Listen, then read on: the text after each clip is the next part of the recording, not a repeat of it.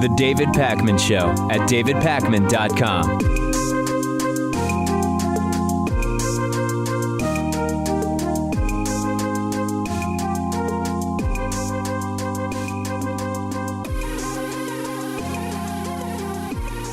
I told you earlier this week that during his Tuesday night speech to the joint session of Congress, Donald Trump invited and honored Ryan Owens' widow, Carryn Owens. Now, Ryan Owens is the deceased Navy SEAL who was killed during this botched raid in Yemen that Donald Trump ordered casually over dinner, couldn't even be bothered to be in the Situation Room for. And for me, it was the most vile and cringeworthy moment of the speech, total pandering and use of someone's pain and agony. Cameras were on Carryn Owens for close to 4 minutes, and she wept and applauded while sitting next to and periodically being touched by Trump's daughter, Ivanka Trump. Just a few seconds from that as a reminder.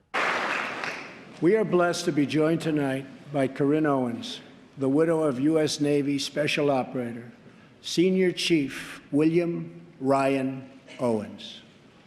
Ryan died as he lived, a warrior and a hero, battling against terrorism and securing our nation.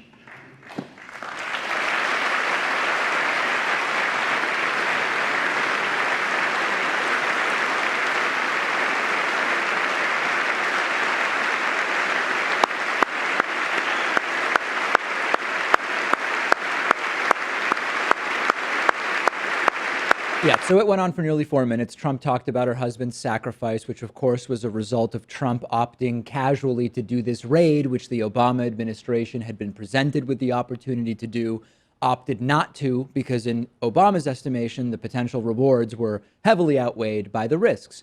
This was not only an attempt from Trump to sort of gain presidential status, which worked in some ways. This was total war propaganda, okay? And even some liberal commentators talked about what a presidential moment it was for Donald Trump. Some people were gushing. Here's Van Jones, for example. Became president of the United States in that moment, period.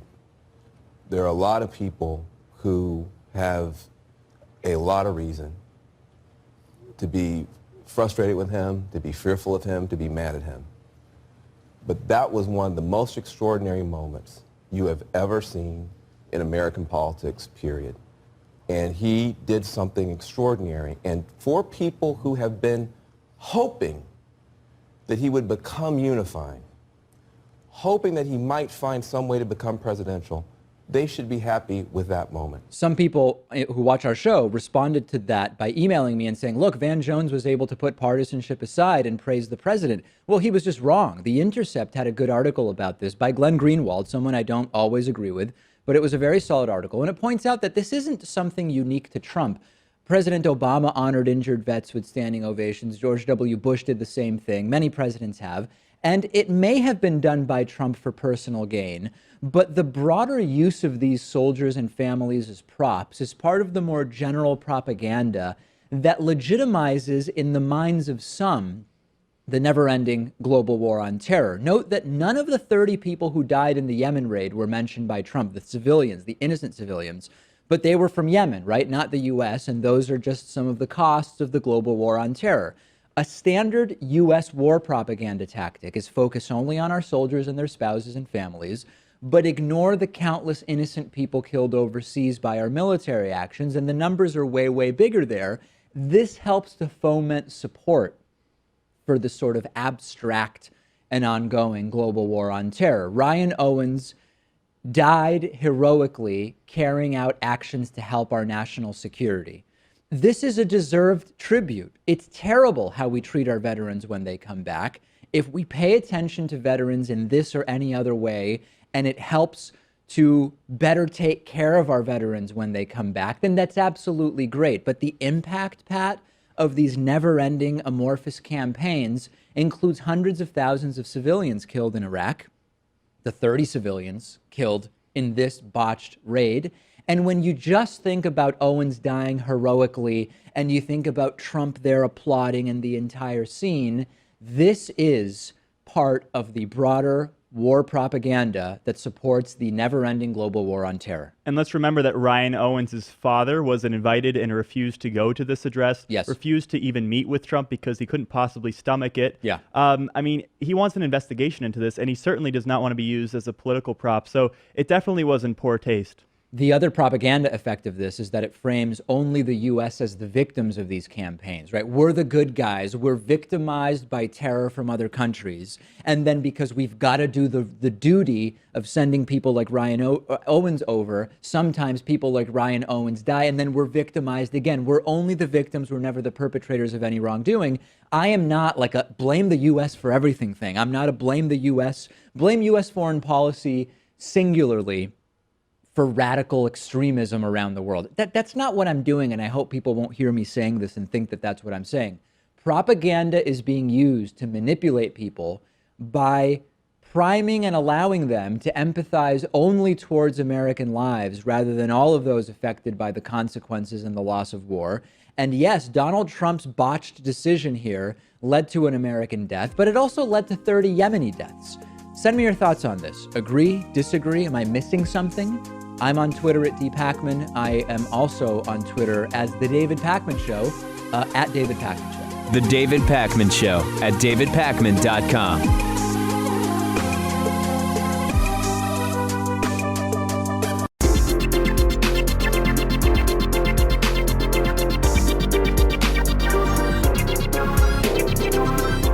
The David Pakman Show at davidpakman.com.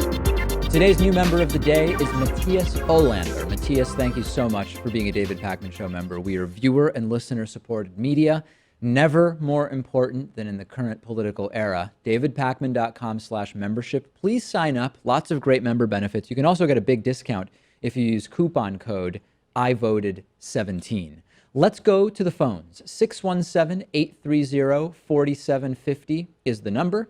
Let's kick things off today with our first caller from the 757 area code. Caller, what's your name and where are you calling from? I'm Ernest. I'm calling from the Virginia Beach area. Great. What's on your mind? If I may so bold, I have got two topics, the Russian hacking and gerrymandering. I would pick one because we've got 17 people holding right now. So pick whichever is your favorite one of the two. Okay, well, let's go with the Russian hacking.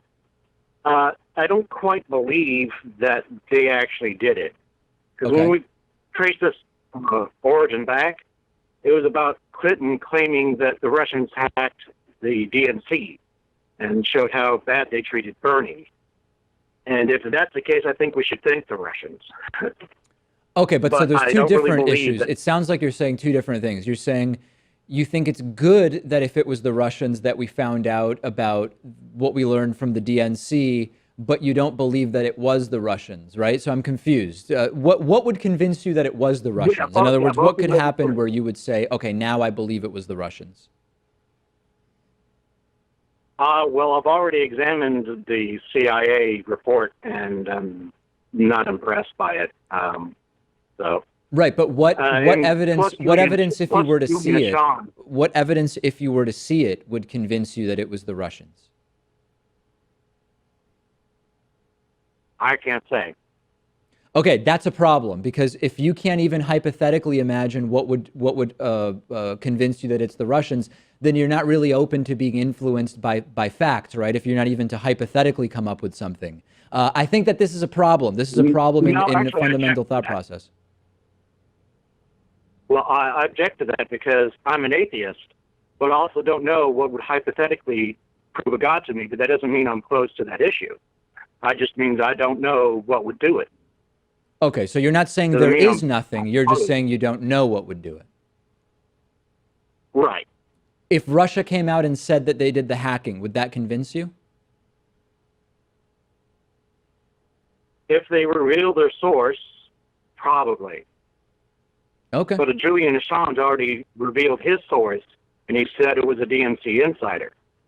Okay, So, yeah, that's. I did not it's see that. I did not see that. And what I have seen is that the intermediary between WikiLeaks and Russia has been identified. So, okay, well, listen, I appreciate the call. I think we don't agree, but it's always interesting to hear different perspectives on this issue. So thank you so much. Thank you so much for the call.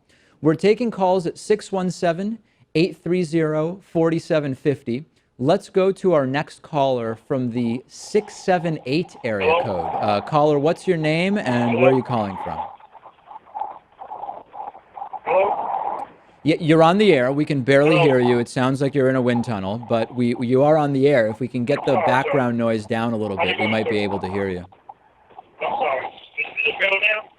It's not better. No, we can barely hear you. Hold on one second, sir. How about now? That's much better. Who's this? Hello? Can you hear me? Hello? Yes, I hear you good. I just got like one little small person. I'm a very religious man, and I'm married. And if you notice something about Donald Trump, he don't wear a wedding band. It's kind of peculiar to me. Does that bother you in some way? I mean, you would think if somebody that's the leader of the free world, to me, it's kind of important. In what way? Like, in so? other words, what does it mean to you that Donald Trump doesn't wear a wedding band? I mean, is he shaming his wife? If you're a religious person, I think he said he believes in God like he does. I would think he would show the world this is something you want to do. Most guys that don't wear a band, they try to hide something. Well, I don't think Trump's really doing a good job of hiding it. He's on video saying he tries to grab women by the pussy, right? So I don't think you have to look too far to figure out what he might be hiding. Hey, but I'm curious about that. Is there something about, I didn't realize that in the religious community wearing a wedding band was a big thing. Is that the case, at least in your congregation? I'm a married man. My wife, if I don't have mine on, she think I'm trying to hide some of you. The most meaning, when they go out in the public, they take it off. Yeah. They don't want other people to know that they're married. Yeah. I mean, Trump isn't really much of a traditional guy. He's been divorced twice now. And also Melania doesn't even plan on living in the White House. They're not even going to live together. So he may pretend to be a traditional Christian type, but he's really not. Hey, let me ask you this, though, while I have you. As a deeply are you a religious Trump supporter, or you're religious but not a Trump supporter? No. I'm not a Trump supporter, but, I believe in God and doing the right thing, you know what I'm saying? And that's something, to me, that's sacred. If you're going to be married, to me, it's important. I mean, and it sets a good example. It's just like the preacher of your church, if he's married and he don't wear no band, how would you look at him? Do you believe that Donald Trump is a religious man, as he's claimed? You know what? That's a good, I don't think so. I mean, but he talk about God and God this and God that, but I don't think so. So in other words, what you're saying is that as someone who, I presume you've been religious, have you been religious most of your life? Yes, I'm born and raised in a Baptist church, yes. Right. So as someone who's been religious your whole life, when you see Trump talk about religion and talk about God like he did in the speech earlier this week, it doesn't seem authentic to you, you're saying? I mean, there's a lot of stuff you say, but, actions speak louder than words. I mean, to me, just by not wearing that band alone tells me that he don't even believe in his own marriage. I mean, to me, that's sacred. Yeah.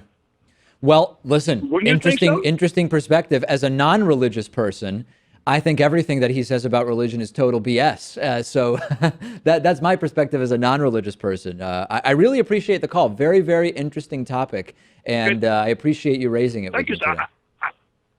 I don't know if anybody else noticed it. Maybe it was just me, but it just you look in the hand, you don't see it on. That's kind of like maybe it was just me noticed that. But thank you, sir. Oh no, you're not the only person who's noticed that there's something weird going on with Trump's marriage and his religious statements. No doubt about that. Maybe his hands are too small, so they won't support a ring on the finger. Yeah, they don't make rings small enough to stay on. We are taking calls at 617-830-4750. Let's go to our next caller from the 315 area code. Caller from 315, what's your name and where are you calling from? Hi, this is Jay. I'm calling from upstate New York. Great. What's on your mind? My question has to do with Trump's speech to Congress, specifically healthcare. Okay. He spent several minutes saying how the ACA is a failure, but said almost nothing about his plan to replace it, at least not in the speech so far as I saw. Yeah. They want to replace it with things like a flat tax credit or a health savings account. And if you actually do the math, it doesn't work for nearly everyone. It alienates poor people, specifically poor people with health problems. My question is just how vulnerable is the ACA, and what can voters like me do to protect it? Well, I think that there's a reason that the Affordable Care Act repeal has slowed down drastically. And we've already heard from some Republicans, this could take a year, this could take longer than a year.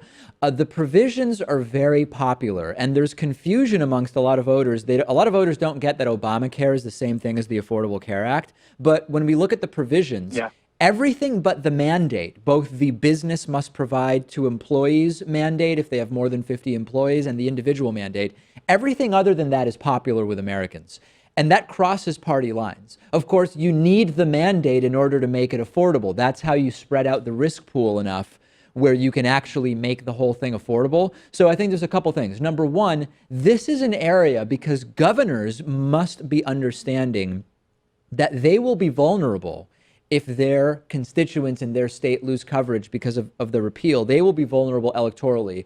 Call all of your representatives, okay? This includes the governor. This includes state senators and state representatives, but also the ones that you have in Washington, D.C. That's number one. And tell them that you are at risk or someone who's at risk, however it applies to you, right? But I think that there is no doubt that many millions of people, based on an analysis of a leaked plan, millions of people may be left without coverage under what has sort of leaked that might be at least a part of the plan that Trump and Republicans are going to put forward.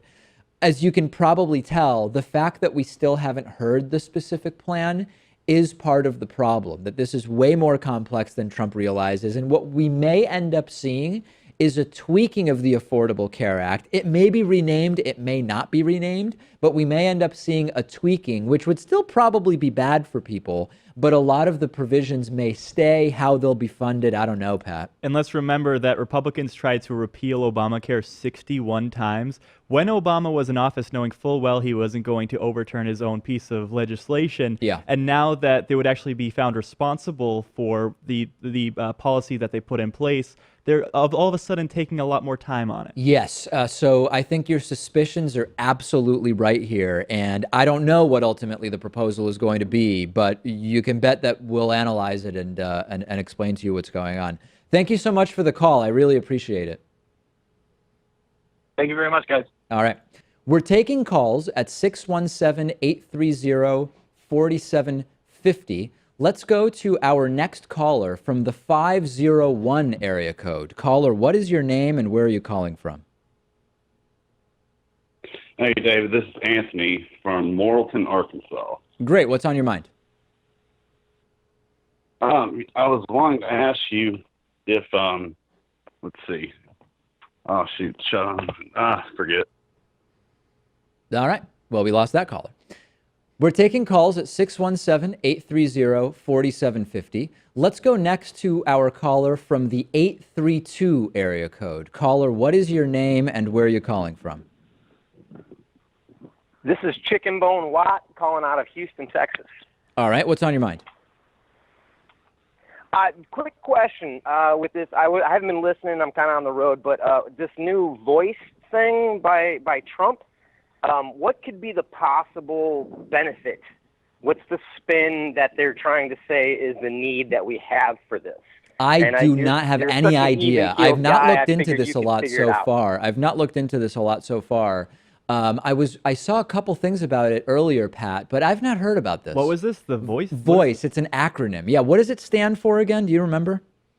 The violence of immigrants or victims of immigrants or, Right. committee, or I can't even quite remember. It just was so stupid when I heard it. I couldn't believe it came out in a speech like that. I think the idea is just to try to create some seemingly more formal infrastructure or setting to talk about individual crimes committed by undocumented immigrants, which can then be used to justify whatever policy it is Trump wants to justify, whether it's the wall, whether it's banning people from particular countries from immigrating to the United States. It's a PR pretext more than anything. And usually when Republicans talk about immigrants, they're careful enough to, preface that word by saying undocumented or illegal. He didn't do that in or this immigrants instance. who have committed crimes, violent Something crimes, like or whatever. that. Yeah, and he didn't do that, and you could hear an audible gasp from the audience after he said that. Yeah, it's PR, and you know what the thing is? It's going to work with some people. Some people will hear that, and they're going to eat it right up like it's being spoon-fed to them, and they'll say, see, we've got to ban everybody, which of course would have included them and their ancestors at some point if we had drawn a line in the sand. So yeah, it's propaganda. It's probably going to be effective for some people, though. But blatantly self-serving. Yeah, absolutely. Thank you so much for the call. Really appreciate it. We'll see what else develops with that. Yeah, appreciate it. All right, we'll take a break. Join us on Reddit, davidpakman.com/REDDIT. We'll be back with more after this. The David Pakman Show at davidpakman.com.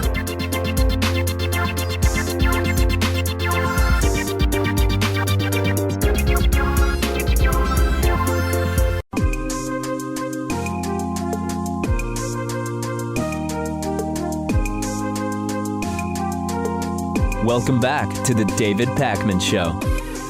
For today's classic interview, we're going back to an interview I did back in January of 2013, 4 years ago, with Michael Parenti. And we talked about imperialism, we talked about media, we talked about class, and so many other issues that are feeling so relevant today under the Trump administration in ways that I could only imagine in a very hypothetical sense when I actually spoke to Michael Parenti back in 2013. So let's get into this interview from January of 2013 with Michael Parenti. Joining me is Michael Parenti, noted political scholar, also author of his latest book, The Face of Imperialism.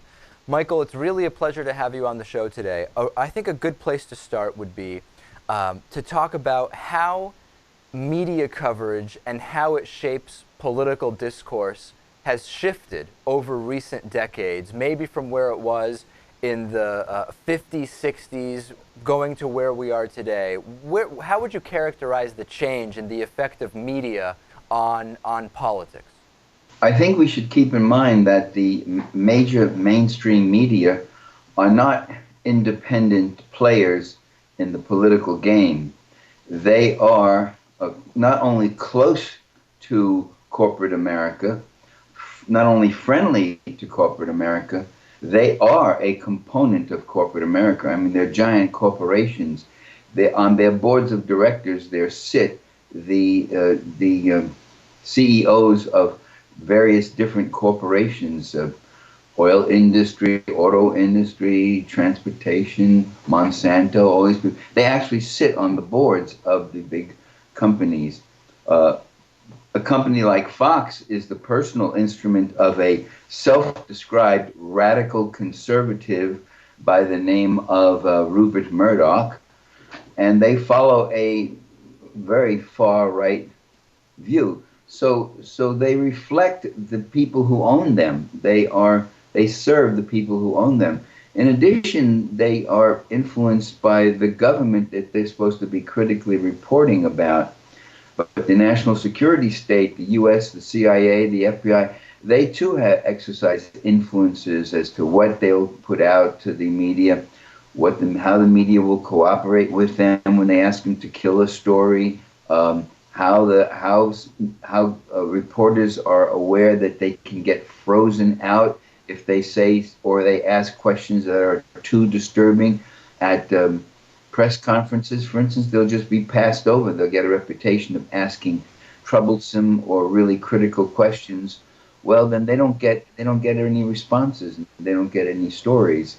So the media we always think of how the media manipulates us, but the media themselves are manipulated by the powers that be. The big advertisers, anybody, I think it was Calvin Trillin who made the point that, and even the local media, state, municipal level, anybody who has any kind of serious economic power is someone you don't write critical stories about in your newspaper or on your radio station and such. Well, I think it's interesting because when it comes to the American two-party political system, one of the best ways to avoid having a story covered by mainstream media is to have Democrats and Republicans essentially agree on it, right? And I think we see this so drastically with the issue of drones. Drones are something that George W. Bush exploded a lot of the drone policy. President Obama has essentially continued or grown it even further,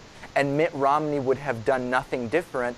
And we basically have a mainstream media that almost does not discuss, at least in any critical way, the use of drone warfare and its legality. That's correct. If anything, they apologize for the crimes of the drones. That they say that war is war, and occasionally, it's there's unavoidable that occasionally an innocent person will get killed here or there. Well, in fact, they should more accurately report that over 90% of the drone victims are innocent civilians and small villages who couldn't even find the United States on a map, let alone be a mortal terrorist threat to us. So, in that sense, that's right. They are apologists for that sort of thing. The whole thing. The media often says that we cannot avoid. We don't intend to kill these people. Those are unintentional deaths, and that happens in wars. But there is in civil society. There's not just intention or unintentional. You can't just shoot into a crowd to kill one person and kill 6 others and say, "Oh, but I didn't intend to kill those other 6. That was unintentional." There is another concept in criminal law, and that's liability, and even civil law. Liability is if you do things that are inevitably going to hurt other people, innocent people, you're liable for that. You know what you're doing. So if you drop a bomb saying I want to kill A, but I have no intention of killing B, C, and D, then that's a poor defense. And yet I hear that kind of thing in the media. They're apologists for things like drones, and you're right, both Republicans and Democrats take it, and the media dare not make a critical utterance of the kind I just made. So the problem we basically have is if you have the two political parties agreeing on an issue, you're going to greatly diminish the amount of coverage it will get because it is not controversial or fiery in the eyes of corporate media. At the same time, if it falls into the other category, which is Democrats and Republicans disagree, the only lens through which it will be covered is through that of here is what Democrats think and here is what Republicans think, which is also not a particularly enlightening lens for interpreting the world, is it? No, you're right, because the Republicans have a far right-wing position, and their view, even when many of their issues are accepted and gratified and followed by the White House and all that, they just keep pushing further and further right. And the further and more extreme right they go, the more they shift over the center of political gravity. So they take the far right, and the Democrats now, under someone like Obama, really have a right-center view. So what you have is the whole left wing, a whole other perspective or variety of perspectives on the left, which are just amputated and taken off, and you don't hear them in the media. And that is called objective coverage. The media thinks it's objective when they present the issues that are being mouthed by the political and economic leaders of the country. That's seen as objective. And what you're really getting to, one of the issues you're alluding to here, I think, is that of just this real frank and honest discussions of the basics of the economic system that we have. And we saw, interestingly, with the entire Occupy movement, we saw that for the first time, really in a long time, as economist Richard Wolff has said on this program, a discussion of capitalism more broadly was all of a sudden existing. It was very, very limited, but phrases like income inequality were for the first time in a long time mentioned by politicians on both sides of the aisle as something real. So to that extent, were we right to be surprised that there was this injection of a new idea by Occupy? In other words, is it that missing from the political discussion? Yes, I thought it was rather remarkable to hear, actually to hear statements made critically about capitalism. But even there, the coverage was heavily slanted. The police were treated very favorably. The police got away with some terrible acts of violence and such, and these were not usually reported. You know, we may have seen them on the internet, but they were not reported in the mainstream media. There was a systematic suppression of the Occupy movement. That movement came out of nowhere. I mean, you've got to hand it to the American people. They're pounded with a certain propaganda, a certain establishment viewpoint, yet they were able to come around that viewpoint and respond with some reality and say, look, that isn't what's happening. What we have today is 1% controlling the wealth and the well-being. And the growth in income has been monopolized by them over the last 20 years. Income inequality is worse than it ever was before. People are working harder and harder just to stay in the same place. If you're working harder and harder to stay in the same place, you're not staying in the same place. You're falling behind.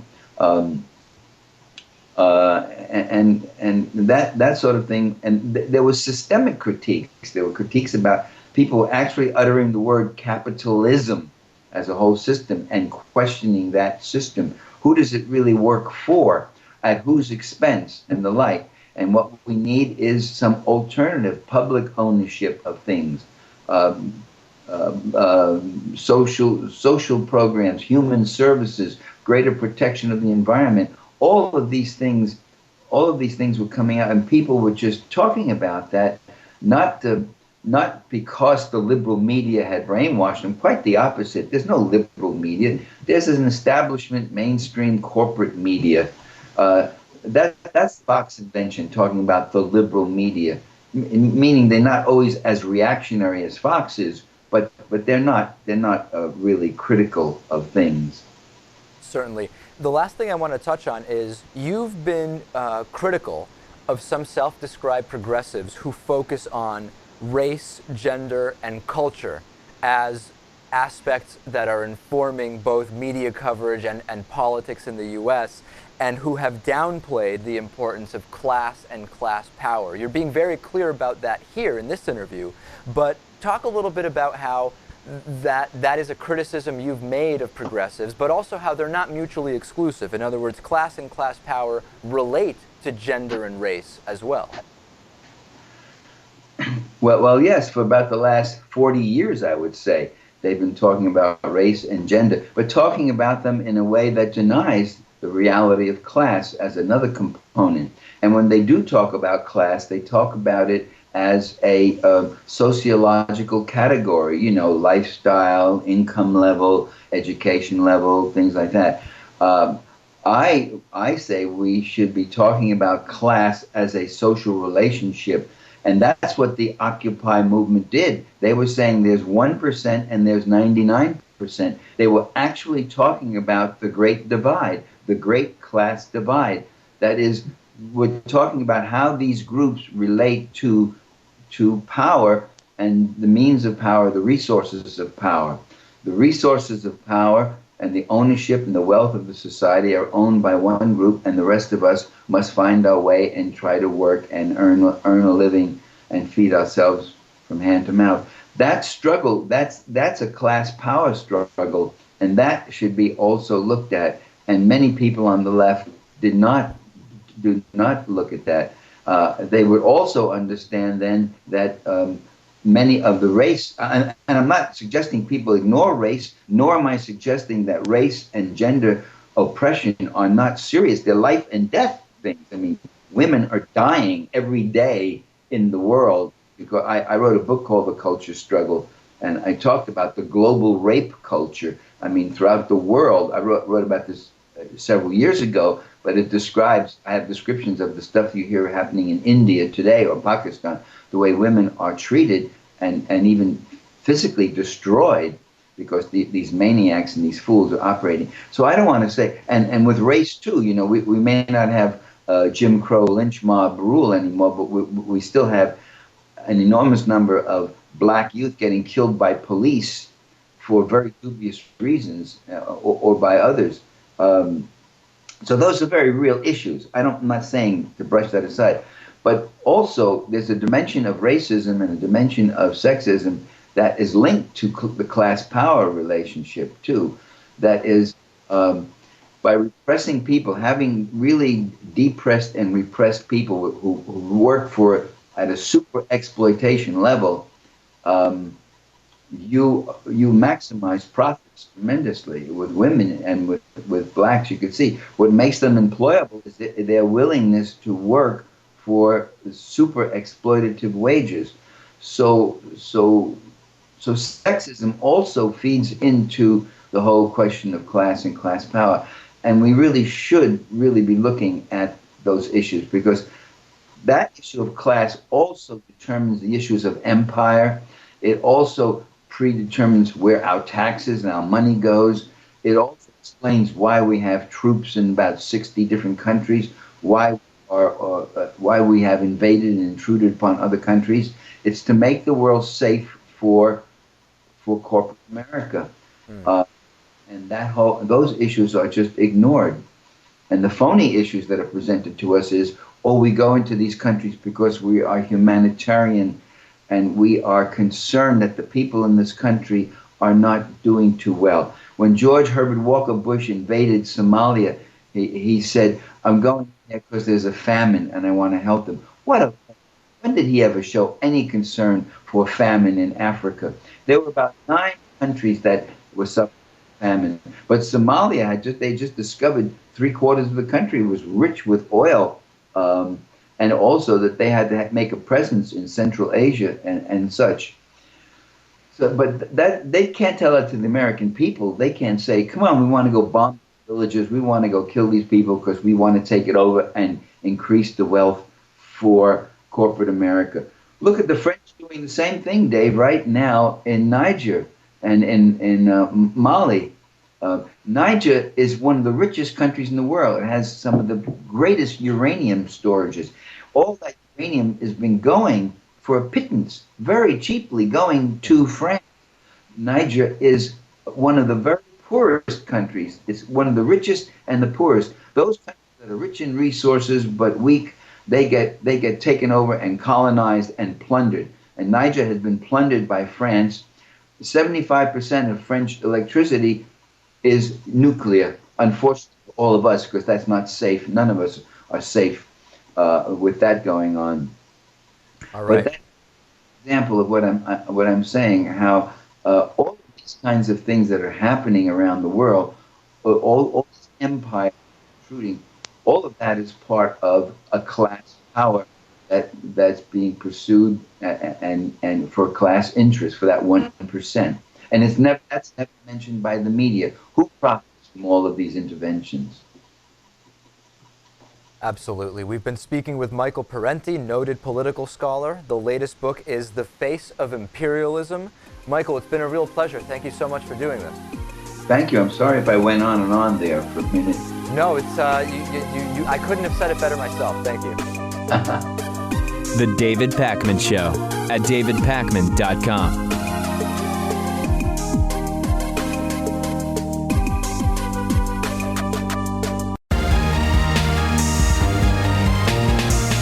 The David Pakman Show at davidpakman.com.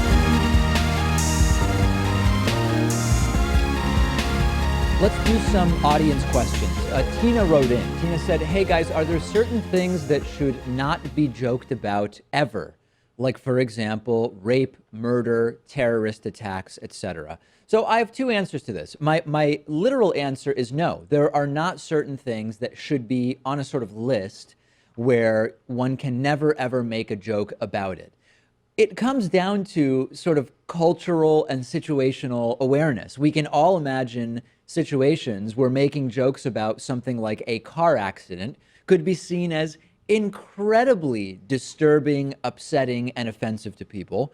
And also, we all probably know, if we've watched anything from Saturday Night Live to a comedy show to movies, that there are jokes made about murder, terrorist attacks, and rape, which, because of the context, are not seen as so offensive. So I think it's much more about the individual situation. Definitely. You're also just able to say things as a joke that you wouldn't otherwise be able to get away with. So, I mean, if you were trying to comment on a terrorist attack, I mean, we sometimes have these policies where you should wait a certain amount of time. Like if there's a big terrorist attack, it's too soon. So, you know, maybe 10 years is the right amount of time. But some things, you should be wary of it and you may face the consequences. But I think for the most part, you should be able to joke about anything. It also depends who you're around, right? I mean, it's very different if you have someone like, for example, the President of the United States at a diplomatic meeting with the leader of another country. A joke made in that situation by the President of the United States is going to be different than something that someone says in front of their family at Thanksgiving dinner versus something you say in private to your significant other. And there's this, some people like to talk about how words have only an objective meaning and context doesn't matter. That couldn't be more insane. I mean, we all know that context really does matter in the sort of linguistic sense, but it also matters in terms of the social context and the cultural context, and there's no question about it. And this is a totally separate thing from this idea of, are certain people allowed to use phrases or insults based on their identity? I'm not even talking about that. And different people who watch the show, I know, disagree about whether, for example, the N-word is okay to use or not okay to use, depending on your whether you're black or not. I'm not even talking about that. I'm talking really specifically about what Tina asked here. I think that any list of topics that are off limits for jokes is problematic. And I think that that stifles all sorts of very, very creative and, in many ways, sometimes when you're able to joke about serious things in a particular way, right? Not in a way that devalues or ridicules someone's experience necessarily or is insulting, but joking about serious things can help both victims and involved individuals and observers move beyond something which might be a horrible thing. Absolutely. So it's not really about what's allowed and what's not allowed, but rather what's in good taste or not. Yeah. And there are certain things still that society considers to be off limits. For example, even just a couple of weeks ago, Milo Yiannopoulos had his career basically taken down for the time being because he made a joke about pedophilia. And I mean, you or sort of alluded to it being less serious than some might think, I guess. Yeah, and he was abused in his past, so maybe he used humor as a vehicle to kind of overcome that. Yeah. But you're still playing with fire, and you have to be aware of what the consequences could possibly be. So, Tina, no, there are no things that should objectively be on some list of topics never to be joked about, but use common sense. Frankie wrote in saying, if you were able to choose the sex of your offspring, would you? We've talked before about whether this is going to be something that is readily available to parents at some point in the future. I think, just to get it out of the way, that it absolutely will be readily available and sort of relatively affordable. I don't know exactly when it will be how affordable, but I think that this within, I don't know, some reasonable number of years is going to be pretty affordable. What do you think about that, just on the science of it? Affordability, I think it would be relatively affordable. I mean, as long as it's available to the general public, I think so, yeah. Okay, so I think we have no disagreement about whether the technology will allow for this. Given that, would we want to choose the sex of offspring? I'm sort of leaning towards, as someone who doesn't have kids, I'm leaning towards no. If I were to have a kid, as former producer Lewis once said, if I accidentally had a kid, I'd probably love the kid. If I deliberately had a kid, I'd probably love the kid. That's not really an issue. And I think that gender would play no role in that. However, I do have friends who continued having children because they had one girl, two girls. They were hoping to have a boy and just kind of be done with it because they wanted kids of both sexes. They had a third girl, and thus they continued having kids beyond when they otherwise might have because they were seeking that elusive boy. I think in those situations, maybe it's perfectly reasonable to choose the sex of your offspring. And from a population control aspect, if you want a boy and a girl, you have a girl, you get pregnant, you choose a boy, you're now done, and you have two kids that you're bringing into the world rather than maybe having to have 3, 4, or 5 kids before you get that boy. And then you have to claim afterwards that you love all the kids equally. Of course. I mean, I kind of have the same answer where I wouldn't want to choose the sex of the child for the first child, but maybe if I had a boy the first time around, I would want to have a girl afterwards. Right. But you start to get into this slippery slope because if you can choose the sex of the baby, or other things kind of up for grabs, like can you choose the height or eye color, some of these other things that are just physical attributes? Well, very often when we have this conversation, at some point the idea of something that feels like eugenics gets brought up, which is, okay, well, listen, you're going to choose sex, and if you could also, quote, fix or modify certain genetic predispositions to diseases, what about physical attributes? What about eye color? What about intelligence trait predisposition? How far are you going to go? And we actually interviewed NYU professor and New York Times ethicist Arthur Kaplan about this issue. And he had a pretty specific way, which is you're allowed to modify traits depending on whether or not they'd be passed down genetically to the next offspring generation. And that would be a way to think about what types of genetic modifications could be made ethically, in his view, or not. So there are sort of objective ways where we could prevent such a slippery slope. So what does that mean? Like you can't be superhuman in any way, but if the genes kind of already exist in the parents, then you can select which ones get passed down to the next generation? Yes, more or less. More or less, that's the idea. So I think that that's a problem that could be solved. But if I were able to choose the sex of my offspring, would I? Probably not, except in the situation I mentioned, where if I had some. Now, you could also argue why are parents so determined to have children of a certain sex? And is that even a legitimate desire? Many people would say yes, some people would say no. I think it's just the idea of the typical American family where you have a mom and a dad, a boy and a girl, and maybe a third of a dog, I guess. Right, yeah. Someone recently wrote something saying they have 3.5 kids. And I had no clue what that meant, and I think maybe the 0.5 refers to a dog. That has some people. Oh, I don't know. I was just thinking of the nuclear family and how you think of like how the that breaks average. down. Yeah, no, I know what you mean. Okay, that's my view on that. Elise wrote in saying, "Do you think that one day it will be socially acceptable for men to wear dresses and other women's clothing, maybe even makeup?"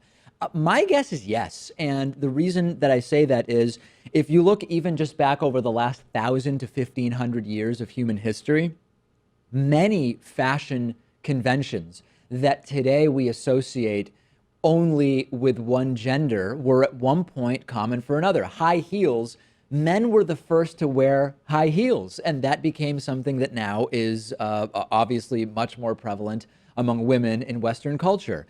Many different societies had men wearing what we would describe as skirt-like garments, although they weren't actually called skirts, which now in Western society are disproportionately more common among women. So the last 1,000 to 1,500 years tell us that fashion norms, societal fashion norms can change drastically. And I would assume that, yes, at some point, things will reorganize again, and apparel that currently is associated with one gender will become associated with another, or gendered clothing may become androgynous, where both genders partake. Right. I'd like to think also that we, in some places in the country, are reaching a point where cross-dressing kind of is already acceptable. Of course. So like here in Boston, I mean, I guess you can go out in public without any fear of repercussions that you're going to be beat up or anything. Yeah, I'd stay away from Southie. Yeah, I wouldn't go into Southie, but yeah. It depends on what neighborhoods, and it also just depends on what part of the country. But I mean, I think the question is more broadly socially acceptable. I know there are places already where it's not really a big deal. I couldn't care less what someone is wearing. I'd comment more about whether it's climate appropriate than anything else. But I guess it would be sort of blanket social acceptability. Yeah, I mean, I would hope we're getting close to that point, and certainly I don't judge people, or I like to think that I don't judge people for what they're wearing, unless they're wearing fur. Oh yeah, well then that's not, and that has nothing to do with gender. No. Do you immediately judge individuals who are wearing real animal fur? What are those Canada goose jackets? Yeah. I can't stand those. Well, is that because they have goose feathers in them? I think they have down in them, yes, but then they also have that lining around the hood that comes from trapping coyotes in this brutal way. Oh, I didn't know that. And they're very, very popular. These Canada Goose jackets are all over the place. Oh, I know that they're super popular. I looked them up. Some of those jackets are like $800. Yeah. I had no idea that they were using. I mean, I know feathers are very commonly used in jacket linings, I had no idea about this coyote skin thing. Yeah, it's pretty brutal. Wow. Should All look right. into it. Well, I'm going to have to look into that. Thank you to Elise. Thank you to Frankie. Thank you to Tina. Bonus show next, davidpakman.com/membership to sign up for membership. Get instant access to the bonus show. Coupon code IVoted17 still works. It'll give you a big discount off of membership.